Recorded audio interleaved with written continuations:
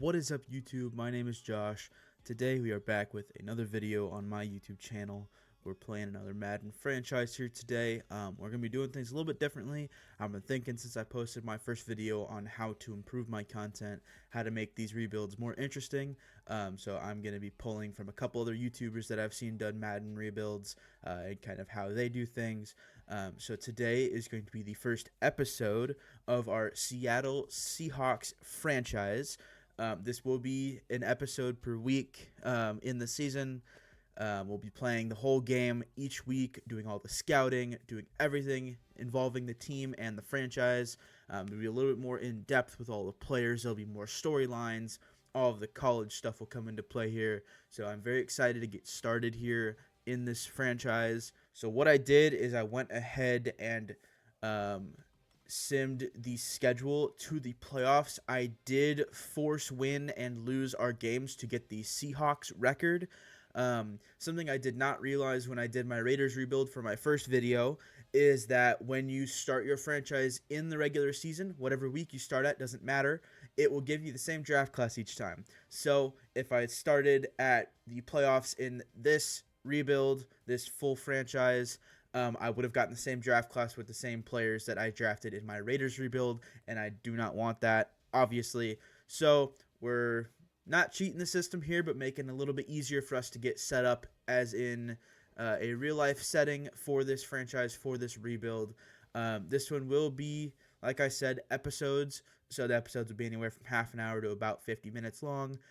We'll play a game. We'll do the scouting, all of that stuff. So very, very exciting.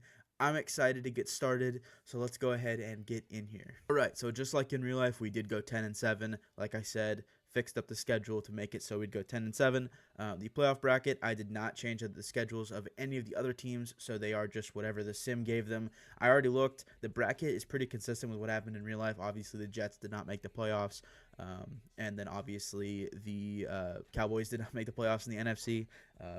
So those are the only two differences, but, you know, Ravens having the number 1 seed, Lions having the number 1 seed. Lions did happen, Ravens obviously not, but Chiefs are still there. They're the 3 seed, had a pretty good season. So we're going to go ahead and sim through the playoffs here, and then we will go ahead and jump in, look at some of the scouting for the offseason, look at some players.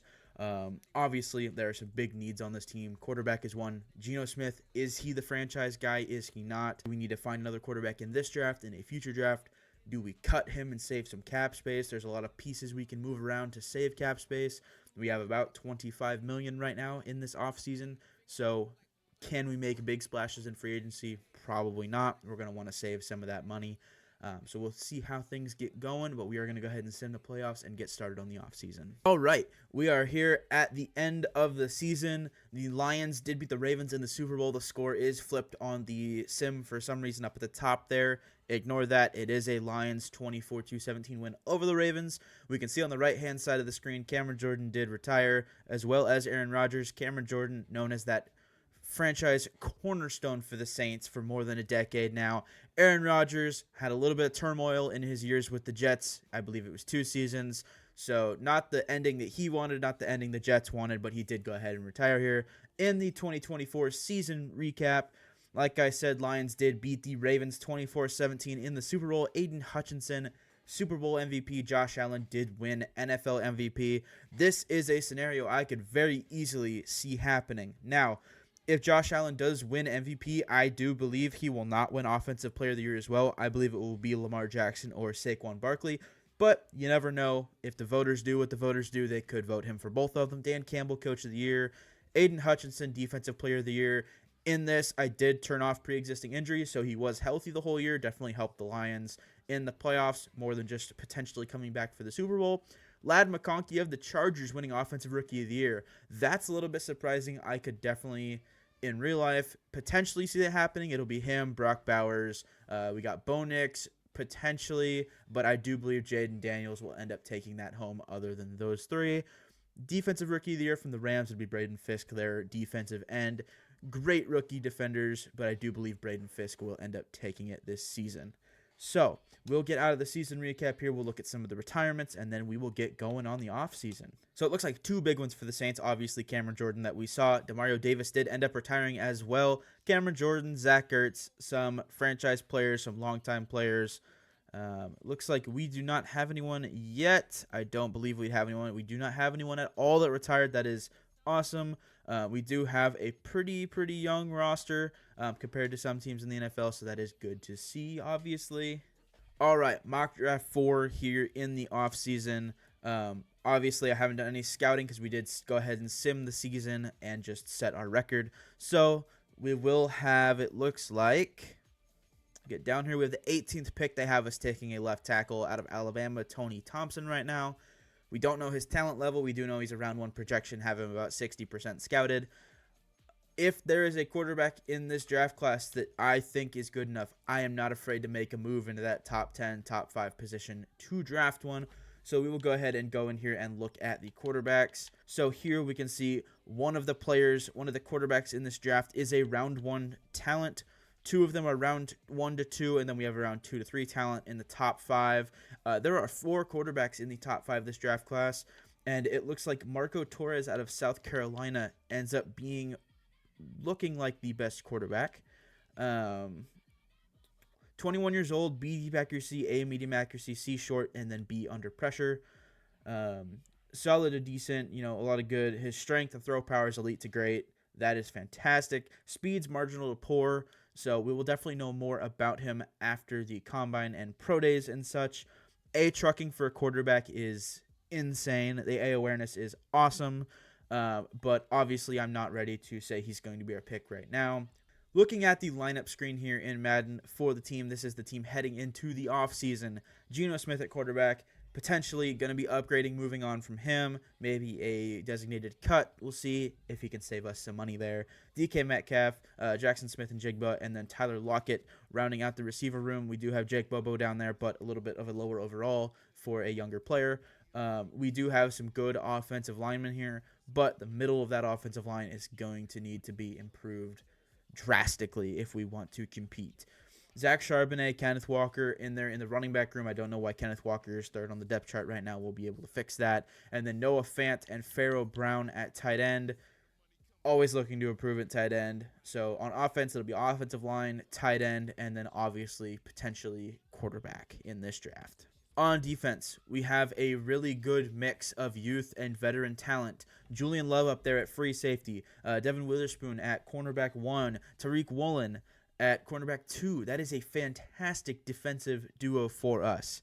We do have Leonard Williams on the defensive line, Byron Murphy on the defensive line, a young defensive tackle, and then Ernest Jones at linebacker. Looks to be our linebacker of the future for a long time to come. We have some good pieces. There's a lot of room to improve. The secondary, especially strong safety, is going to need to improve. We're going to need that big-time edge rusher potentially in the draft, and then linebacker, we can always improve at the linebacker position, so we'll be looking to make some additions there. All right, we will go ahead and sim and then go and re-sign some players here. We're going to be looking to re-sign as many of our guys as possible. We do have $13 million in the cap. Charles Cross, we will go ahead and accept that 5th-year option for him. He has been fantastic in his couple of years in the league. Only 24, already an 84 overall with Star Dev. He will be on the team for probably the duration of this franchise if we can afford to keep him. Ernest Jones, I do want to bring back if that means having to franchise tag him. We will potentially do that if he does not want to accept the deal. I am going to offer him a 5-year deal, up the money just a tiny bit, and see if he takes this. He is excited to sign such a great offer to stay with the team. Ernest Jones is back. That is fantastic to see. Now, as far as other players I want to bring back, there are not many guys. Jaron Reed, 31 years old, normal dev, probably not. He wants almost $10 million over 1 year. That's not something that, to me, seems like a competitive offer for a guy that probably won't help us too much past this season. Trey Brown at corner, 75 overall, that's not bad. He wants 8.5 almost over 2 years. Again, with our salary cap situation right now, until we make some moves to free up some cap space, I just don't think he's one of those guys we want back. Looking at all of our pending free agents here, there are not many guys I think that I want back. We have some draft picks, so we'll be able to make some moves in the draft to get players. So I think we're going to stand pat here and just let everyone else walk and then move on with what we have from there.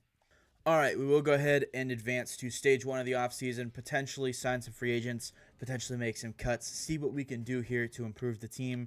All right, we are going to go in before we look to sign any free agents. We're going to go to the team salaries.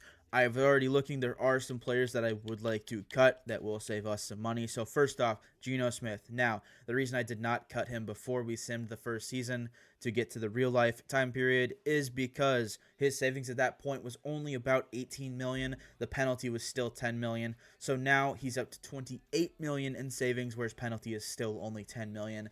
Waiting that year, there's a little bit more guaranteed money up front, so the savings goes up later on in the contract. We will go ahead and cut Geno Smith, getting us about 18 million in salary cap space this season. All right, another cut here. Draymond Jones, 75 overall. He is 28 years old. He only has 1 year remaining on his contract. The savings is there. It's about 9 million. So we're going to go ahead and do this cut and get him off the team. All right, another cut we're going to go ahead and do is Roy Robertson Harris. He is a 32-year-old, 72 overall right end. He does have 2 years remaining on his contract. So, I could delay this another year and cut him and still save about the same amount of money, but we are going to go ahead and release him now and get that cap space freed up immediately. All right, we are in free agency now, taking a look at some of the free agents. Off the bat, does not look like there's anyone I really want. Obviously, saving our money is not the worst option ever. Now, one player I would be interested in. Obviously, we have a loaded receiver room. Rashid Shaheed has 96 speed. I am a Rashid Shaheed believer. I drafted him on my fantasy team. I had a fantastic 2 weeks to start the year with him, getting like 30 and like 25 points both those weeks. So potentially could look to bring him in. 7 teams are interested. He is going to be getting a massive contract. So that will be interesting to see how that plays out. As far as other players, I could see us potentially looking at free agent quarterbacks. Geno Smith obviously will not be coming back, but a guy, like a Jameis Winston that's not going to be necessarily wanting the most money could be a potential move for us. Maybe bring in a younger guy like a Zach Wilson. Obviously, he does want a little bit more money. So those are some of the things we're going to have to be looking at, worrying about this offseason. I'm going to make some moves. I will bring you guys back when I have decided on the players that I like, and I'll show you kind of where we're at. All right, we are at the free agency recap now, so we'll look at the potential signings we made. I only targeted 5 players in free agency. I was not looking to add any top-end talent. I did talk about potentially getting Rashid Shaheed. I did not offer him a contract. I figured he would be way out of our price range for kind of where our competitiveness level is for this next season, especially without Geno Smith on the team anymore. So we'll go here to our signings, and it looks like we did get every player that we targeted. Now, you'll see there Aiden O'Connell and Jameis Winston. I did pick both of them up. Aiden O'Connell will be a 3-year contract. The salary and the bonus is really low. That is the totals. So it is really low. It is a kind of a prove it cheap deal. He'll be a good backup at least. Jameis Winston, if need be, will be the starter. He's on a 2-year deal, so not mad about that. We did pick up Tommy Tremble as well on a 1-year deal. Ifede Melifonwu on a 2-year deal. Pretty cheap deal for him. He's younger, is a decent overall, so not mad. We can potentially look to develop him for a few more years. And then the big one, I think, other than the quarterbacks, is Malcolm Kuntz. A couple of Raiders players coming over. Not mad about it. I am a Raiders fan. So Malcolm Kuntz, I've been a big fan of him since he came into the league and we drafted him. Obviously, the overall for his age is a little low. He does have normal dev, but he will be a good depth piece for us. All right, we do have our private workouts in our scouting department now. So we will head in here. We do know a lot about the quarterbacks, so we can go take a look here. With the quarterbacks, we do still only have the round one talent. That is Marco Torres out of South Carolina. He does not look bad. Now, is he the guy at quarterback for us? I'm not sure. Again, we did pick up Jameis Winston and Aiden O'Connell in free agency, so there is the thought there. If we need to wait a year, address some other needs on the team, and then go after a quarterback next year in the draft, that is a possibility. We could also be in the position next year where we win some games, have some good talent, and there's a quarterback in free agency that we could go after. So we don't know yet. I'm not exactly sure what I want to do here, but I do not think I'll be using any of my focus private workouts on quarterbacks in this draft. So I think the first one we'll do is we're going to go look at some centers. I have not looked at them yet, so this is going to be the first look here. They don't look too bad. I think we'll go ahead and use one on RT Gerdes, I want to say. Gerdes. Who knows? So we'll use one on him. The offensive line is going to be a massive point of improvement here, so we will go ahead and use one on, it looks like, Byron Barnett as well. 21 years old, looks pretty decent, has some good attributes there, so we'll go ahead and use one on him. And then at left end, I do want to use one on a defensive end here, so we'll look at left end, look at right end, and see which one has the better players. There is a round one projection. Jaleel Turner out of Michigan State is 23 years old, so that is kind of, for me, a little bit of a turnoff here. Now, Sean Hale out of Boise State, only 21 years old. A round 1 to 2 projection does look pretty good. I think we will go ahead and use the private workout on him. So we have our private workouts, and we'll go ahead and submit those. It is glitching a little bit on Madden because it's not a Madden video if the game doesn't glitch a little bit. So we'll go ahead and sim to the draft, and we will get started on our draft for the first offseason of the Seattle Seahawks franchise. All right, we're going into the draft here. Going to go ahead and skip over the little intro video here. I'm sure everyone that's watching this has seen it. We'll go ahead and pause the draft. All that means is that the clock will not be able to advance. So if we're looking at players for a while, they won't be able to skip our pick. It does look like we end up having the 18th overall pick here. Now, I am going to go in here and view the draft board. If one of these quarterbacks looks good enough, I will potentially make a move up. I honestly do not think any of these quarterbacks look good enough and are guaranteed to be a good enough pick to make a move up. Potentially Walter Mays, but at the same time, I am just not sure if this guy is going to be the guy for us. Very, very poor speed. 5.03 at the combine on the 40-yard dash. The throwing stats are kind of there. The C-short accuracy is not what you want to see from a guy that is not as mobile. So I think that we will go ahead and stand pat at the 18th overall pick and just take best player available. Hopefully that is an offensive lineman or a pass rusher. All right, we are here at pick 18. We will go ahead and take a look at who is left on the board. So quarterback-wise, no one left. So we do know round 1 to 2 talent on Artie Gerdes, I'm going to say his name is. He does not look bad. I think we'll go ahead and pass on him for now and hope that he falls to us in the second round. If he's there in the second round, more than likely, I will go ahead and take him. Now, Byron Barnett, round 2 to 3 talent there. That is good as well. He could potentially fall. I don't see him getting to us in the third round. So that might be the point where we end up moving back up into the second round for him potentially, but we will see how that goes.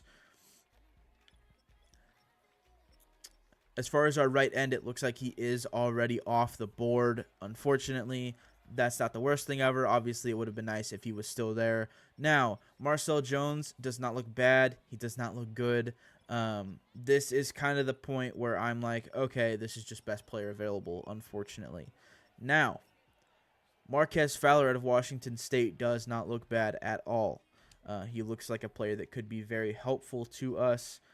Does have great agility, great speed for a defensive tackle. A, play rec, B, power moves, B, awareness, A, impact blocking, B, tackle.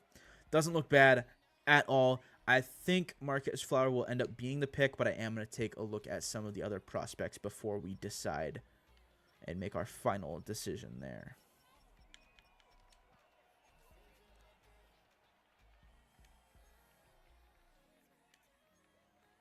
Now, Raymond Johnson, a left outside linebacker coming from Florida State, 22 years old, looks really, really good. He does have a round 3 to 4 projection, so this might be a player we target later in the draft just because he is down the board a little bit, but he looks really, really good right now. A lot of A's and B's popping off the attribute sheet there, so we will keep an eye on him later in the draft and potentially see if we can bring him to the squad. All right. Artie Gerdes, he is ranked number 30 in true value. All that means for anyone that doesn't know is he is going to have the 30th highest overall in the draft class. We did take him at number 18. So, hidden dev is exactly what we want to see for a player like this. Offensive linemen, if they do not have hidden dev coming out of the draft, they're going to be very hard to develop unless they're very high overall.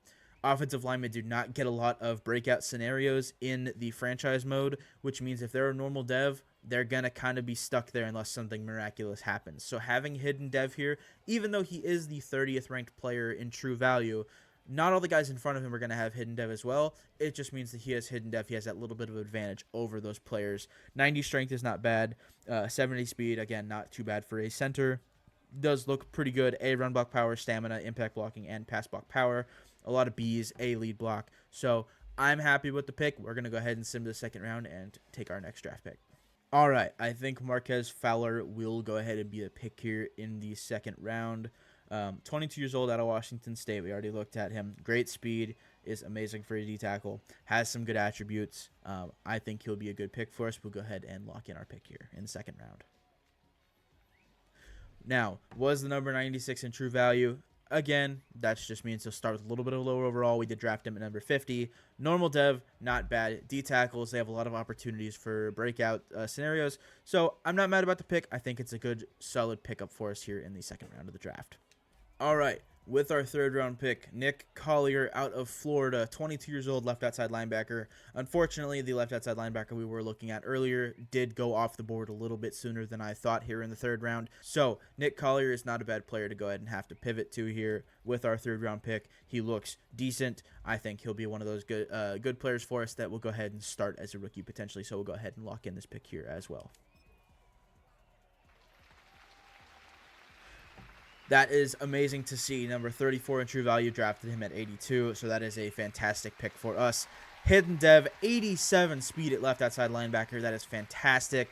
The strength is there, the acceleration. That is a fantastic pickup for us here in the third round, so not bad at all.